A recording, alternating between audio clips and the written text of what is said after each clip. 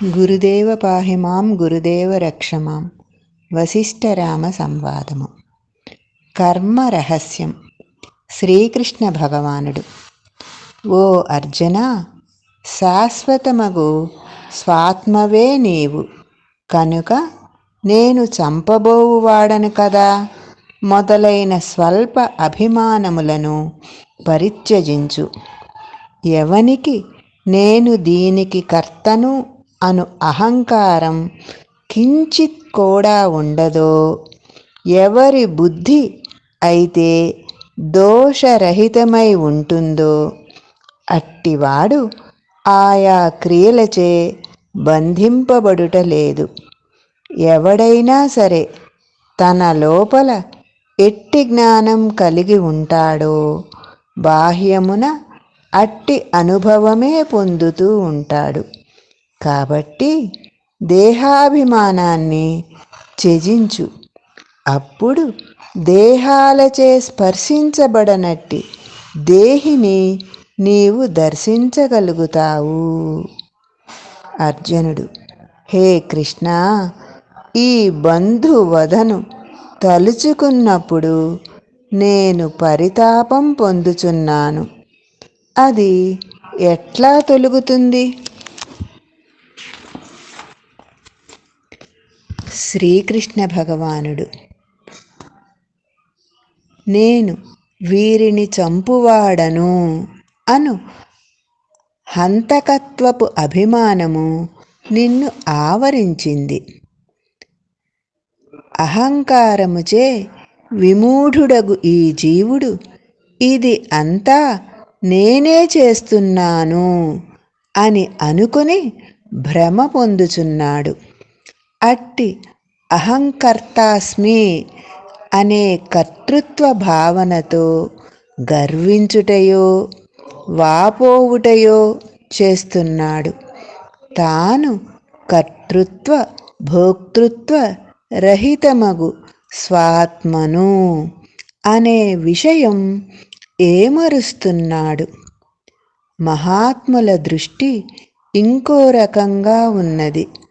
కన్నులు చూస్తున్నాయి, చెవులు వింటున్నాయి, చర్మం స్పర్శించుచున్నది, నాలుక రుచి చూస్తోంది. వీటితో నాకేమి సంబంధం అని వారు భావన చేస్తున్నారు. అంతఃకరణమునకు బహిర్ ఇంద్రియములకు వేరైన విశిష్టమైన స్వాత్మస్వరూపులమని, ఆత్మ దేనికి సంబంధించినది కాదు, అప్రమేయము అని గ్రహించి ఉంటున్నారు. ఆత్మకు ఆ కష్టాలతో ఏం సంబంధం? అర్జున, అనేక విశేషాలు ఒక చోట వనగూడుటచే జరిగే ఒకానొక కార్యమును చూచి ఈ జీవుడు ఇదంతా నా వలననే జరుగుచున్నది అని అనుకోవటం ఎంతటి హాస్యాస్పదం! అది దురభిమానం కాక మరి ఏమిటి? యుక్తాయుక్త వివేకులకు యోగులు కూడా కర్మలు నిర్వర్తిస్తున్నారు. అయితే సంగము అనేది లేకుండా కేవలం స్వాత్మశుద్ధి కొరకు ఆయా నియమిత శాస్త్ర ప్రవచిత కర్మలు లోక కళ్యాణమును లోకానుకూలతను దృష్టిలో పెట్టుకొని సేవాభావంగా స్వధర్మాన్ని నిర్వర్తిస్తున్నారు. ఎవరి శరీరమందైతే అహంకారం అనే దుర్గంధం అలుముకొని ఉండదో, ఎవరు రాగద్వేషరహితులై ఉంటారో అట్టివారు ఈ లోక వ్యవహారములు ఆచరిస్తున్నప్పటికీ భోగించని వారే. మమకారం అనేది ఉన్న చోట ఆత్మత్వం భాసించదు. అహంకార మమకారాలు లేనివాడు సుఖ దుఃఖాలను సమంగా చూచువాడు, క్షమాశీలుడైనవాడు, ఆయా కార్యాలను నెరవేరుస్తున్నప్పటికీ లిప్తుడు కాడు. స్వకర్మ అనునది ఎటువంటిదైనా సరే అది తప్పక శుభం చేకూరుస్తుంది. ఈ శాస్త్రవిహిత స్వధర్మమును సర్వాత్మకుడగు పరమాత్మకు సమర్పిస్తూ ఆరాధనాపూర్వకంగా నిర్వర్తించావా, నీ స్వధర్మం నిన్ను అమృతతుల్యునిగా చేస్తుంది. అహంకార రాహిత్యుని జయాపజయములు లిప్తం చేయలేవు. ఓ ధనంజయ, నీవు చిదాకాశ పరిపూర్ణమగు బుద్ధితో ఆసక్తిని పరిత్యజించి కర్మలను నిర్వర్తించు. నిస్సంగివై యథాప్రాప్తములైన కర్మలను నిర్వర్తించు. సంగరహితుడవై కర్మలను ఆచరిస్తూ ఉంటే అప్పుడు ఆ కర్మలు నిన్ను బద్ధునిగా చేయజాలవు. కాబట్టి సర్వ సందర్భములలో శాంతమగు చిదాకాశ భావముతో కూడుకొని ఉండు. ఉద్వేగరహితుడవై ఈ కర్మలన్నీ చిదాకాశమయములే అను ఎరుకతో ఆచరించు. చిదాకాశపూర్ణమగు ఆచరణ కలవాడు తత్క్షణంలో చిదాకాశమే అగుచున్నాడు. ఒకవేళ చిదాకాశము అనబడే సచ్చిత్ను స్వభావసిద్ధంగా ఆశ్రయించి ఉండటం కష్టము అనిపిస్తోందా? నీవు చేస్తున్న సర్వ కర్మలు సమర్పణ చేసి ఆ కర్మలు నిర్వర్తించే నీవు మాత్రం ఈశ్వరాత్ముడవై నిరామయుడవై ఉండుము. ఈశ్వరుడు సర్వజీవులయందు సమస్థితుడై ఒకే రీతిగా వెలయుచున్నాడు అని గ్రహించి ఉండటమే ఈశ్వరాత్మత్వం. క్రమముగా సంకల్పములన్నిటినీ సంపూర్ణంగా త్యజించివేయి. శాంతచిత్తుడవు, సమదర్శివి కమ్ము. అట్టి అభ్యాసంచేత ముక్తి లభించగలదు. మోహం తొలగాలి అంటే సత్సాంగత్యము, ఈశ్వరార్పణ పూర్వకమైన కర్మనిరతి, బ్రహ్మార్పణము, జ్ఞానయోగము అనునవే మార్గములు. జై నిర్గుణ. జై గురుదేవ. గురుదేవ పాహి మాం, గురుదేవ రక్ష మాం. వశిష్ఠరామ సంవాదము. స్వాత్మ యొక్క కృత నిశ్చయం. వశిష్ఠ మహర్షి. పరమాత్మ అనగా ఎవరు? పరమాత్మ త్రికాలములందు సత్యము, సర్వదా ప్రకాశించునది, ప్రపంచాతీతం కనుక అత్యంత దూరస్థమైనది, పరిపూర్ణం అవటం చేత అత్యంత సామీప్యం అయినది. దాని యొక్క విశిష్టత ఏమిటి అంటే, నీవు దాని యందు ప్రతిష్ఠితుడవైన మరుక్షణం నీవే ఆ వస్తువు అవుతావు. ఇక నీకు దాని నుండి భిన్నమైన ఉనికియే సంభవించదు. ఈ జ్ఞాతృ జ్ఞాన జ్ఞేయములు తమ భేదములు కోల్పోయిన మరుక్షణం ఇక శేషించేది ఆ పరమాత్మయే. ఆ పరమాత్మతత్వంలో ఏకత్వమే పరమోత్తమ పదమని గ్రహించు. ఆనందం యొక్క అవధి అదియే. అది దృక్కులన్నిటికంటే పరమ దృక్కు, మహత్ విశేషములన్నిటికంటే పరమశ్రేష్టము. అది జ్ఞానమయం, మంగళప్రదము, శ్రేయములన్నిటికంటే శ్రేయోదాయకం. దానియందే సర్వ దేహములలోని సర్వ అనుభవములు ఉనికి కలిగి ఉన్నాయి. ప్రాణులు అనే ముత్యములందు సూత్రము వలె ఉన్నది ఆ స్వాత్మయే. ఆత్మతత్వము జ్ఞానదాఢ్యము వలననే ప్రకాశించగలదు. శ్రీరాముడు: ఈ ఇంద్రియములకు విషయములకు పదార్థములన్నీ స్వాత్మజ్ఞానమును మరుగుపరుచుచున్నాయి కదా. ఈ అడ్డు జీవునకు తొలగేది ఎట్లా? వశిష్ఠ మహర్షి: ఇక్కడి ఇంద్రియ భావనలు అన్నీ విచారణ అను వాయువీచికా ప్రభావంచే నశించగలవు. అహంకారం మొదలుకొని ఇంద్రియాలకు గోచరించే ఒక చిన్న వస్తువు వరకు అన్నీ కూడా స్వాత్మయందు పరికల్పించబడిన భ్రమలే, కానీ ఇంకేమీ కాదు.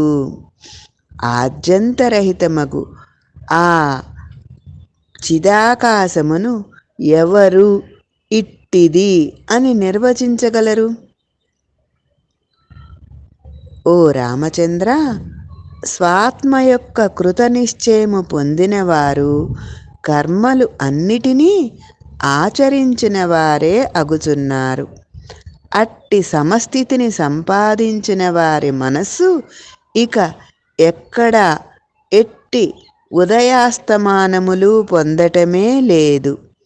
జగద్రహితమైనట్టి బ్రహ్మమయ శరీరమును సంపాదించుకున్నవాడు ఒకానొక అనిర్వచనీయమగు అద్వైత భావమును అధిరోహించి ఉంటున్నాడు.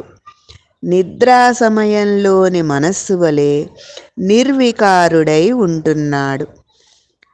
అద్దంలో ఏ ఏ దృశ్యములు ప్రతిబింబిస్తున్నప్పటికీ ఆ అద్దం ఏమన్నా మార్పు చేర్పులు పొందుతోందా? అట్లాగే ఆత్మానుభవజ్ఞుడు ఈ జగత్తుల అనుభవం పొందుచున్నప్పటికీ అది అంతా తన స్వస్వరూపమునకు మార్పు చేర్పులు ఏర్పరచలేవు అని సుస్పష్టంగా గ్రహించియే ఉంటున్నాడు. ఆ నిశ్చలమగు స్వాత్మయే నీ స్వరూపం. తదితరమైనది అంతా ప్రతిబింబం మాత్రమే.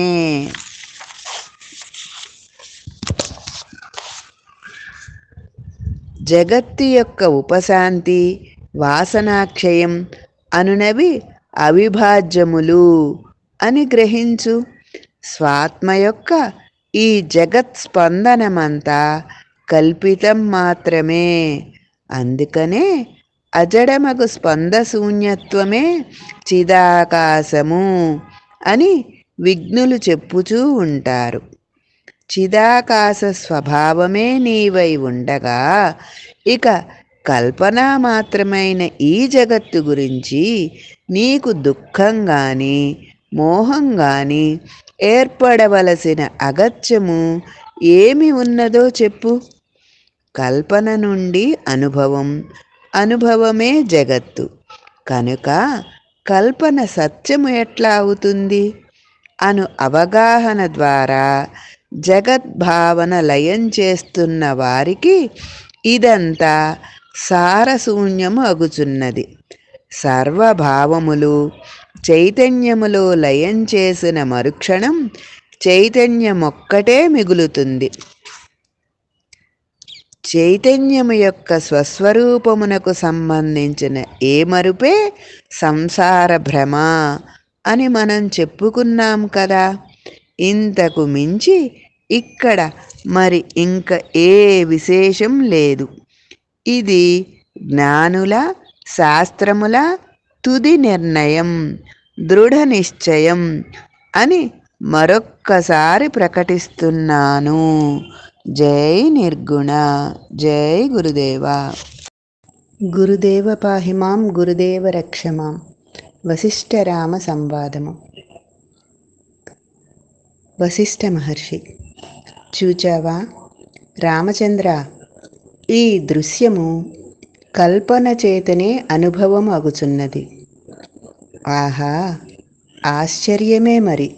ఎందుకంటే సంవిత్తు యొక్క సంకల్పమాత్రం చేతనే ఈ జగత్తు భాసిస్తోంది. ఇక ఇట్టి జగత్తు సత్యమూ కాదు అనటంలో ఆశ్చర్యం ఏమి ఉన్నది? ఊహచే, కల్పనచే రచించబడినది సత్యము ఎట్లా అవుతుంది? అధిష్టాన రూపముచే ఈ సమస్తము చిదాకాశమే కనుక ఇది సత్యమే అనుకున్న వారికి ఇది అంతా ఘనీభూత సత్యముగాను, భ్రమయే అనుకున్న వారికి భ్రమగాను ఈ దృశ్యము అనుభూతమగుచున్నది. చిదాకాశమే తన యొక్క యథార్థ స్వరూపమును ఏమరచినదై ఈ మనుష్యుడు మొదలైన దేహమే నేను, ఈ భూమి మొదలైనవే నాకు ఆధారం అని ఆసక్తిని కలిగి ఉంటోంది.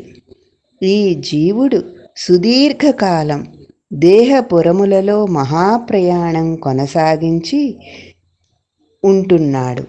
ఈ మనస్సు దేనిని సంకల్పించుచున్నదో అద్దానితో తన్మయము అగుచున్నది. తన్మయమైన దానిని దర్శించకుండా ఎందుకుంటాడు? ఈ విధంగా అసత్యమైన జగద్భ్రాంతి దృఢత్వం పొందుతోంది. వాస్తవానికి స్థూలత్వం అనేది ఏది ఎక్కడా కూడా కించిత్ కూడా లేనే లేదు. సూక్ష్మరూపమే అభ్యాసముచే ఇట్టి స్థూలత్వ భావనను పొందుతోంది. తత్వవేత్తకు కూడా జగద్దర్శనము అనే భ్రమ ప్రారబ్ధక్షయం అయ్యే వరకు ఉండియే ఉంటోంది.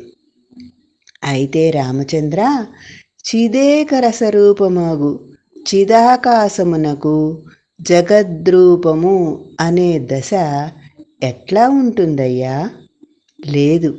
కార్యమే లేనప్పుడు కారణం ఎక్కడ నుండి వస్తుంది? ఈ జగత్తు ఆకారాదుల దృష్ట్యా సత్యము కాదు. పరబ్రహ్మముగా, చిదాకాశముగా, పరమ సత్యము, అత్యంత మాధుర్యము కూడా. జై నిర్గుణ. జై గురుదేవా. గురుదేవ పాహిమాం గురుదేవ రక్షమాం. వశిష్ఠరామ సంవాదము. స్వకంఠాభరణం. వశిష్ఠ మహర్షి. కొందరు జీవులు స్వాత్మతత్వముని ఎరిగిన వారై బ్రహ్మానందపూర్వకంగా ఈ లోకంలో విహరిస్తున్నారు. మనుష్య ఆనందము నుండి బ్రహ్మదేవుని ఆనందము వరకు పరికించి చూస్తే సర్వ ఆనందముల కంటే స్వాత్మానందమే పరాకాష్ట. అట్టి బ్రహ్మైక్యానందమును పొందిన జీవుడు ఇక మరణ జననాది దుఃఖములను పొందడు. స్వాత్మ యొక్క సత్తా సామాన్య రూపమును కొంచెం ఎరిగినప్పటికీ అతడు ధన్యుడే. ఒక్క నిమిషకాలం స్వస్వరూపం అవధరించినప్పటికీ అట్టివాడు యుక్త చిత్తుడే అని చెప్పబడుచున్నాడు. అతనికి ఇక జన్మ మృత్యు జరా వ్యాధులు ఉండవు. అతడు ఈ దేహము నుండి తన స్వరూపమును విభేదపరచి చూడగలడు.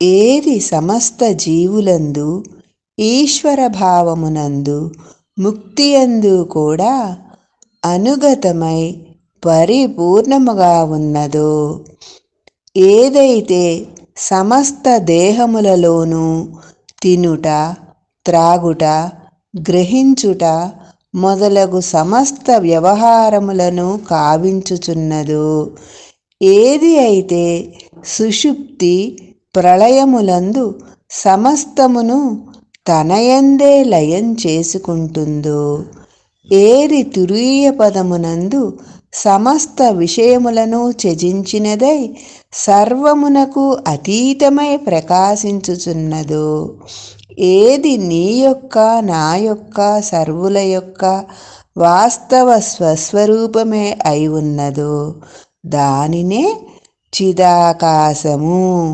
సత్తా సామాన్యము అని కూడా అంటున్నాము. మన ఈ సంవాదం యొక్క ఉపలక్షితము, చర్చనీయాంశము అదే. అది పరిపూర్ణము, ఆద్యంతరహితము. ఒక స్త్రీ కంఠాభరణం తన మెడలోనే ఉంచుకొని ఆ విషయం మరచి తన కంఠం తప్ప మిగతా చోట్లంతా ఆ ఆభరణం కోసం వెతుకుచున్నట్లు ఈ జీవుడు ఆ ఆనందమయ తత్వమును తనయందే ఉంచుకొని ఆ విషయం తెలియక ఎక్కడెక్కడో వెతుకుచున్నాడు. అది నీయందే, నీ స్వరూపంగా ఇక్కడే ఉన్నదయ్యా అని శాస్త్రకారులు గుర్తు చేస్తున్నారు. అట్టి వాస్తవ స్వస్వరూపమే కారణం అయినప్పటికీ అక్కడ సవిశేషమా నిర్విశేషమా అనే మీమాంస ఉండదు. ఈ విశేషములు ఇట్లే ఉండగా అది అట్లే ఉంటోంది. కాబట్టి ఒకటి తరువాత మరొకటి, ఒకటి లేనప్పుడు మరొకటి అను భ్రమ త్యజించు. ఆత్మవస్తువు ఇట్టిది అని నిర్ణయించటానికి ఈ మాటలు సరిపోవు. అయినా శిష్యునికి అది చూపుచూ మేము మా పరిమితమకు ప్రవచనా శైలితో వర్ణించి చెప్పుచున్నాము. జై నిర్గుణ. జై గురుదేవా. గురుదేవ పాహిమాం గురుదేవ రక్షమాం. వశిష్ఠరామ సంవాదము. భ్రమ తొలగినప్పుడు అంతా బ్రహ్మమే.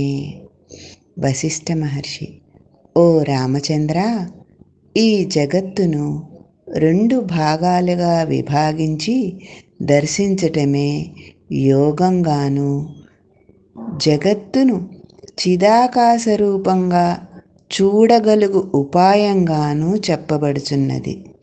ఒకటి తెలుసుకుంటున్నది అనగా జ్ఞానము, 2 తెలియబడుచున్నది అనగా జ్ఞేయము.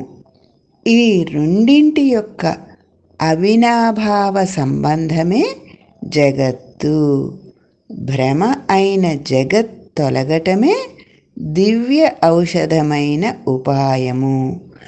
జగత్ విషయాలు సశాంతించటమే కేవల జ్ఞానరూపస్థితి అయి ఉన్నది.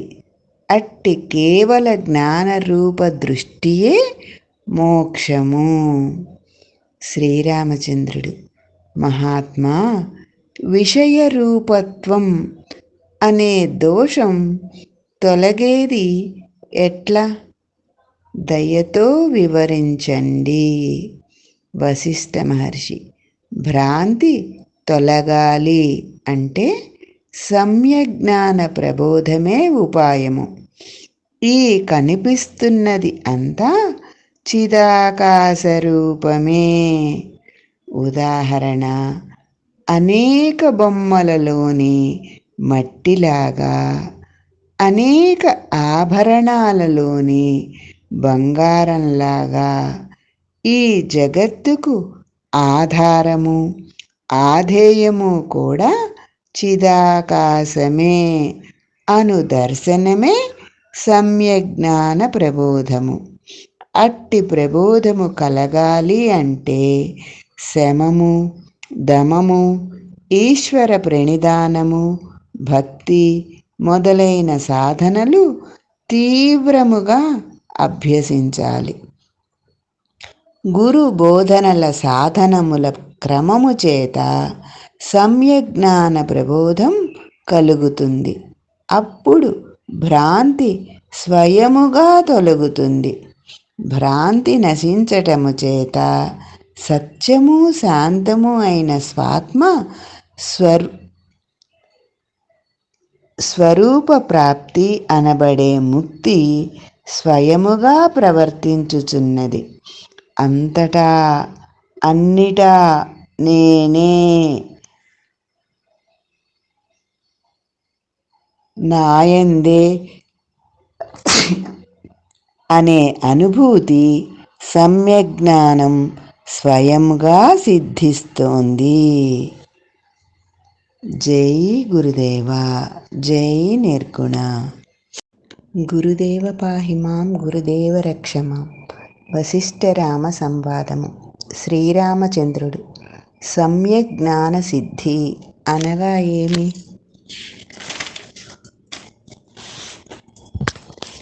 వశిష్ఠ మహర్షి సమ్యజ్ఞానం అనగా ఒకానొక సునిశ్చిత రూపమే సుమా. జ్ఞానమునకు జ్ఞేయము అనగా తెలియబడేది అనబడే దోషమే లేదు. జ్ఞానస్వరూపుడను నేను అనగా తెలుసుకొనుటయే స్వరూపముగా కలవాడను నేను. నేను తెలుసుకొనుట అనే నా జ్ఞానరూపమునకు తెలియబడేది ఎట్లా దోషపూరితము చేయగలుగుతుంది? ఉదాహరణ, సూర్యకిరణము ఏదైనా వస్తువుపై ప్రసరించినంత మాత్రము చేత ఆ వస్తు దోషాలు సూర్యకిరణానికి అంటవు కదా. సూర్యుడు సూర్యకిరణ స్వరూపుడు కదా. జ్ఞానస్వరూపుడుగా అగు నాకు తెలియబడే విషయముల దోషము అంటగలిగే ప్రసక్తే లేదు. తెలియబడేది ఎట్లా అయినా ఉండవచ్చు, లేదా అసలు ఉండకయే పోవచ్చునుగాక. నేను సదా తెలివియే, జ్ఞానస్వరూపుడనే. నాతో సహా ఈ సర్వద్రష్టలు జ్ఞానస్వరూపులే. ఈ ప్రకారమైన దృఢ నిశ్చయమే సమ్యజ్ఞానం.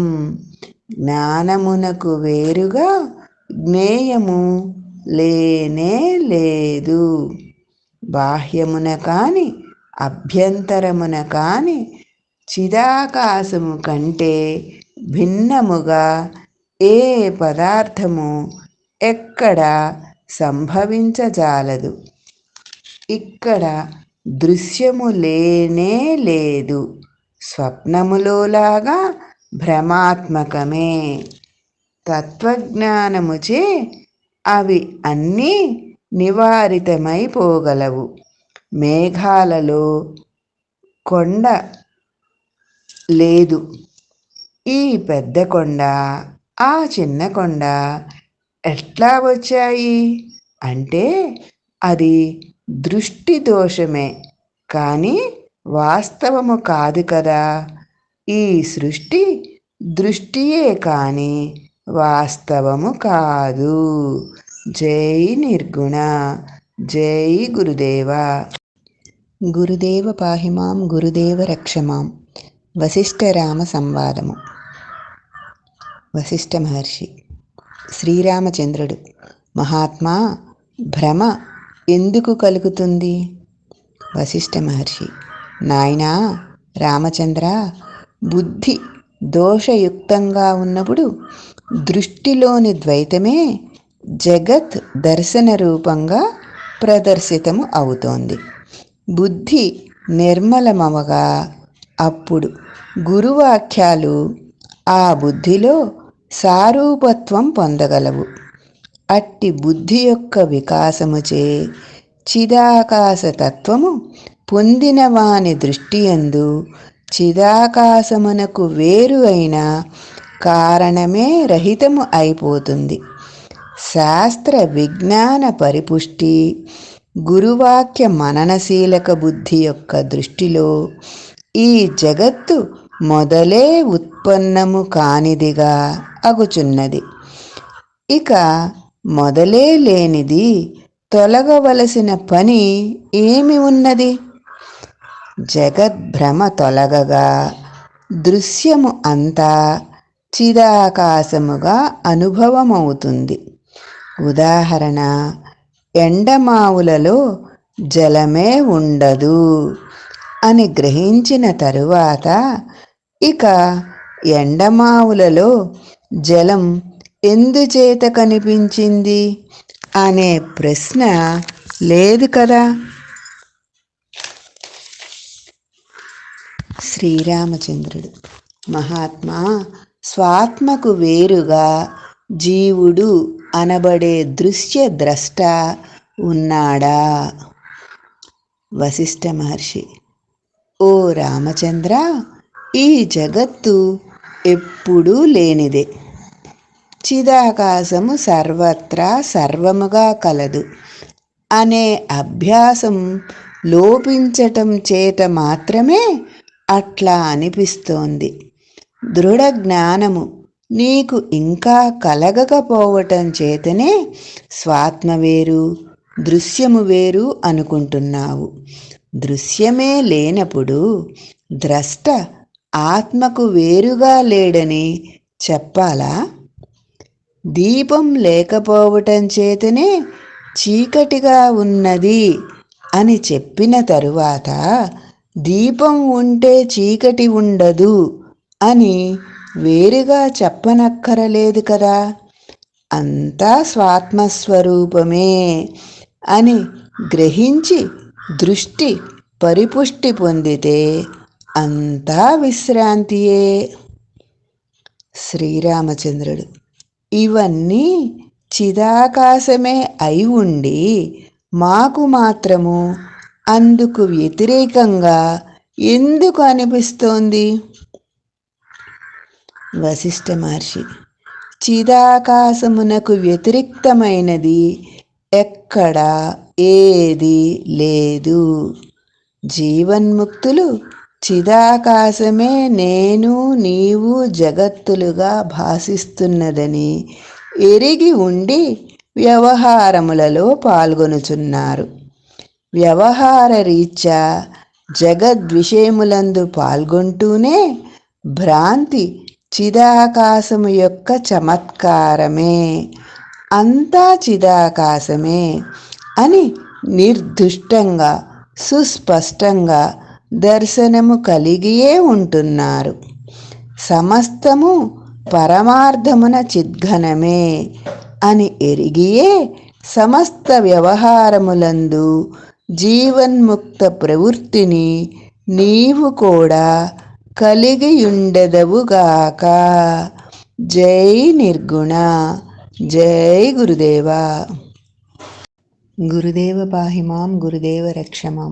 వశిష్ఠరామ సంవాదము. శ్రీరామచంద్రుడు: హే మహాత్మా, సంసార భ్రమ విజృంభిస్తోంది. అట్టి అహత్వము అనే వికల్పములను కల్పిస్తున్నది ఎవరు? అనుభవి అనబడే ఆ రెండవ వారు ఎవరు? వశిష్ఠ మహర్షి: ఓ రామచంద్ర, తెలుసుకుంటున్నదే తెలియబడే రూపంగా ఏర్పడి ఉన్నది. అందుచేత తత్వవేత్తల దృష్టిలో బంధమోక్షముల కల్పనయే ఉండటం లేదు. అంతా యథాతథంగా స్వాత్మయే అనిపించటమే సర్వశాస్త్ర సాధనముల అంతిమ ప్రయోజనం. అట్టి ప్రయోజనము సిద్ధించుకున్న తరువాత తెలుసుకుంటున్న దానికి భిన్నంగా తెలియబడేది లేదు అని స్వభావసిద్ధంగా సుస్పష్టమవుతుంది. జ్ఞాని అజ్ఞాని కూడా ఆత్మస్వరూపుడే. జ్ఞానాజ్ఞానములు స్వాత్మ యొక్క లీలా వినోదం మాత్రమే. దృశ్యము, ఆ దృశ్యమును దర్శిస్తున్న అహం ప్రత్యయము, ఆ అహం ప్రత్యయమునకు సాక్షి అయినట్టి ఆత్మ, ఈ మూడు వేరు కాదు. స్వాత్మయే అహం స్వరూపమై వెల్లివిరుస్తోంది. అహం ప్రత్యయమే దృశ్యముగా తనను తాను విస్తరింపచేసుకొని ఆస్వాదిస్తోంది అనునదే అద్వైత సిద్ధి. శ్రీరామచంద్రుడు: స్వామి, ద్రష్టయే దృశ్యరూపుడు అనే సిద్ధాంతం ఎట్లా పొసగుతుంది?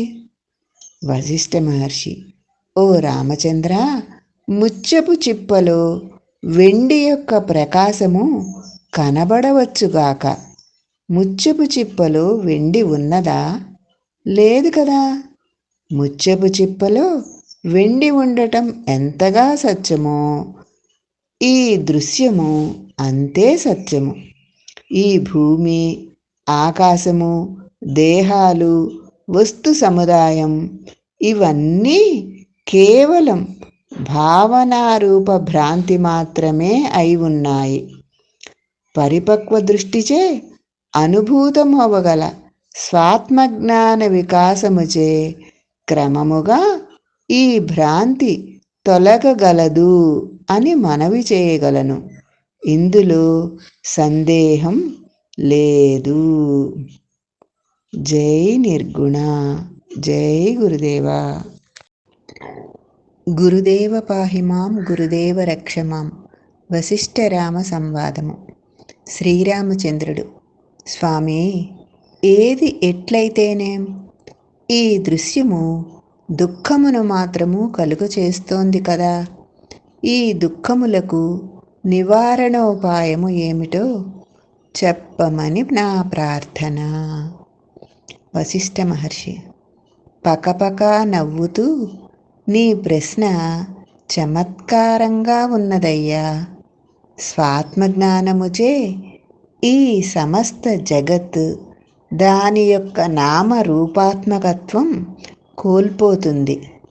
అప్పుడు అంతకు ముందరి సమస్త దుఃఖములు తొలగిపోతున్నాయి. ఉదాహరణ, స్వప్నములో స్వప్న ద్రష్టను బాధిస్తున్న పదార్థాలు, సంఘటనలు, సందర్భాలు మెలకువ రాగానే ఏమవుతున్నాయి? క్షణంలో అవి అన్నీ శూన్యరూపమైపోవటం లేదా? అప్పుడు దుఃఖం ఏమాత్రమూ ఉండదు కదా. అలాగే ఈ జాగ్రత్త దుఃఖం స్వాత్మజ్ఞానముచే తొలగగలదు. భ్రాంతి తొలగిన మరుక్షణము స్వస్వభావమగు ఆనందమునకు తలుపులు తెరుచుకుంటాయి. కనుక భ్రాంతిని ముందుగా తొలగించుకోవాలి. అందుకు ఔషధమే స్వాత్మజ్ఞానము. శ్రీరామచంద్రుడు: మహాత్మా, దృశ్యము కేవలము మిథ్యయే అని అనుకున్నంత మాత్రము చేత జ్ఞానము వస్తుందా? వశిష్ఠ మహర్షి: ఓ రామచంద్ర, ఆధ్యాత్మశాస్త్ర పరిశీలన ద్వారా పూర్వాపర విచారణచే జ్ఞానము ఉదయించగలదు. ఇక్కడ కనిపించే స్థూలత్వం భస్మీభూతమై నివర్తించగలదు. ఎట్లా అంటే, స్వప్నములోంచి మేల్కొనగానే స్వప్నము సత్యము అనే బుద్ధి నివర్తితం కావటం లేదా? ఇది అంతే. జై నిర్గుణ. జై గురుదేవా. గురుదేవ పాహిమాం గురుదేవ రక్షమాం. వశిష్ఠరామ సంవాదము. శ్రీరామచంద్రుడు: హే గురుదేవా, జీవన్ముక్తుడు ఈ ప్రపంచమును ఏ ప్రకారముగా చూస్తున్నారు? భ్రమ ఎట్లా శమిస్తోంది? వశిష్ఠ మహర్షి: వాసనారహితుడగు జీవన్ముక్తుడు ఈ ప్రపంచమును సర్వదా నశించిన దాని వలె అసత్తుగాను, గంధర్వ నగరంలాగా కల్పనా మాత్రంగాను, వర్షముచే తుడిచివేయబడబోవుచున్న చిత్రలేఖనం వంటిదిగాను చూస్తున్నాడు. సర్వ వాసనారహితుడగు జీవుడు స్వాత్మానుభవం పొందుచున్నాడు. అట్టి వాసనారాహిత్యముచే రూపుదిద్దుకున్న స్వాత్మానుభవంచే ఆతడు పరమశాంతిని పొందుచున్నాడు. శ్రీరామచంద్రుడు: మహాత్మా, ఈ వాసనలు తొలగేది ఎట్లా? వశిష్ఠ మహర్షి: భ్రాంతి మాత్రమగు ఈ దృశ్యము స్వాత్మజ్ఞానము అనే పవిత్రమైన అవగాహనచే మాత్రమే స్థూల రాహిత్యం పొందగలదు. అట్టి జ్ఞానముచే స్థూలత్వము తరుగుచూ ఉండగా అప్పుడు వాసనాక్షయం కూడా క్రమం